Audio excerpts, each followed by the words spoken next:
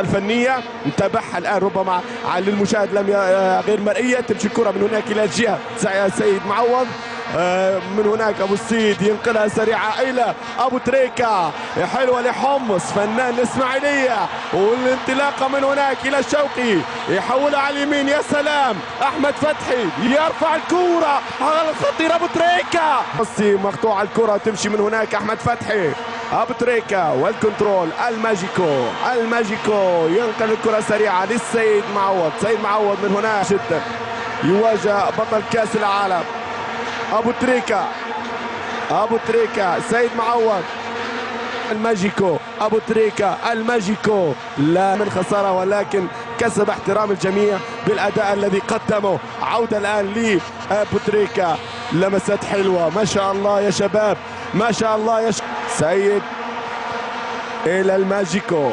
أبو تريكة ينطلق، أبو تريكة يحولها على اليمين في متابعة سريعة لأحمد فتحي. هناك سيد معوض يطلب الكرة بل يلعبها إلى زيزو إلى الماجيكو، الماجيكو يلعبها لمن الماجيكو، تمشي إلى زيزو الماجيكو، هي جول، تمشي خطرة لكن اوفسايد. الله في كرة خطيرة، شوف زيزو، شوف الماجيكو أبو تريكة، شوف هناك اوفسايد كان على زيزو.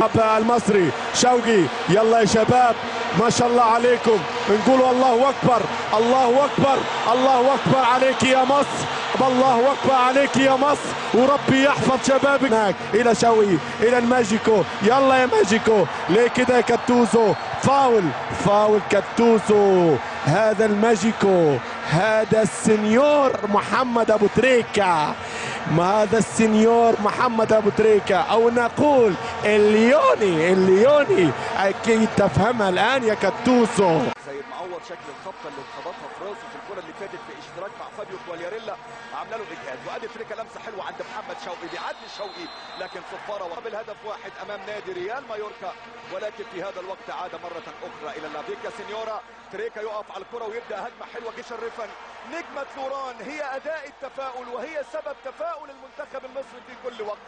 نرجع للمحاوله مره ثانيه، ابو تريكة يا سلام، محمد حمص، وادي كره بتتقطع ووائل جمعه بيأمن الدفاع عند تريكة.